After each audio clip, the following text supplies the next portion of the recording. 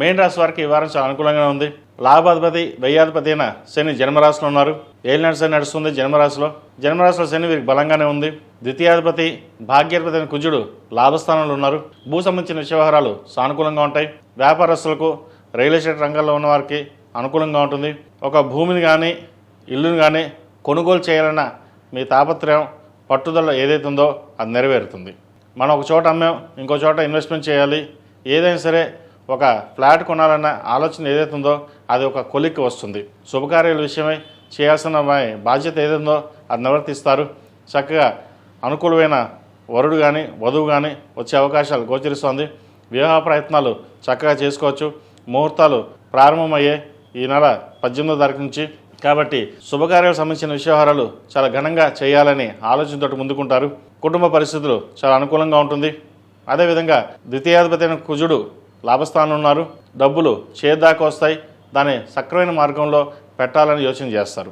కష్టపడ్డాం, ఫలితాలు ఆశించకుండా ఉండాలి అనుకుంటారు. కానీ కష్టపడిన దానికి ఫలితం కూడా ఆశించాలి. భగవంతుడు మీకు అనుకూలమైన ఏదైతే అనుకుంటారో అది నెరవేర్చే అవకాశం గోచరిస్తోంది. సర్వం పరమేశ్వర అనుగ్రహం వస్తున్నట్టుగా మనం చేసే కార్యక్రమాలు ఏవైతే ఉన్నాయో అవి నెరవేరుతాయి. అదేవిధంగా వ్యాపార సంబంధించిన వ్యవహారాలు, నూతన వ్యాపారాలు ప్రారంభించవచ్చు. భాగస్వామ్య వ్యాపారాల కంటే సొంతంగా చేసే వ్యాపారాలు కలిసి వస్తాయి.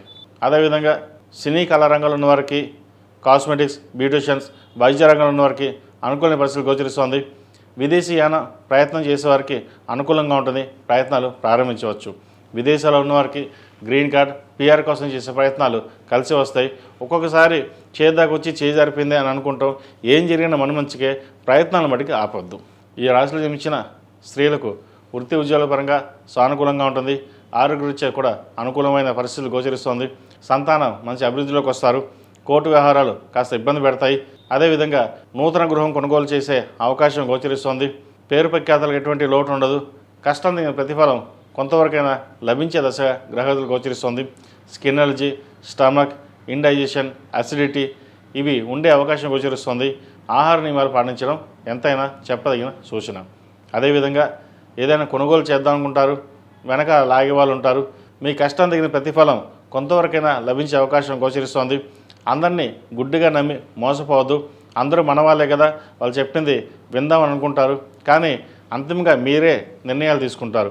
మీరు తీసుకున్న నిర్ణయాల వల్ల కొంత నష్టపోయే అవకాశం కూడా లేకపోలేదు. ఏదైనా సరే 10 మంది సలహాలు తీసుకుని అన్నిట్లోంచి చూసుకుని అప్పుడు ఒక నిర్ణయానికి రండి. అంతే తప్ప సొంత నిర్ణయాలు తీసుకోవడం వల్ల నష్టపోయే అవకాశం గోచరిస్తోంది. ఈ రాశిలో జన్మించిన వారు ప్రతిరోజు ప్రతినిత్యం అష్టమూలికా తైలంతో దీపారాధన చేయడం లేదా నువ్వుల నూనెతో దీపారాధన చేయడం చెప్పదగినది. ఓనమిశ్వతులతో దీపారాధన చేయడం, ఇంట్లో కానీ వ్యాపార ప్రదేశంలో కానీ జిల్లేడి గణపతిని పెట్టండి, మంచి ఫలితాలు ఉంటాయి.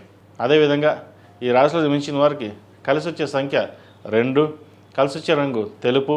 ఏదైనా పని మీద బయటకు వెళ్ళినప్పుడు సోమవారం కానీ గురువారం అడిగిన వెళ్ళండి, మంచి ఫలితాలు సంప్రాప్తిస్తాయి.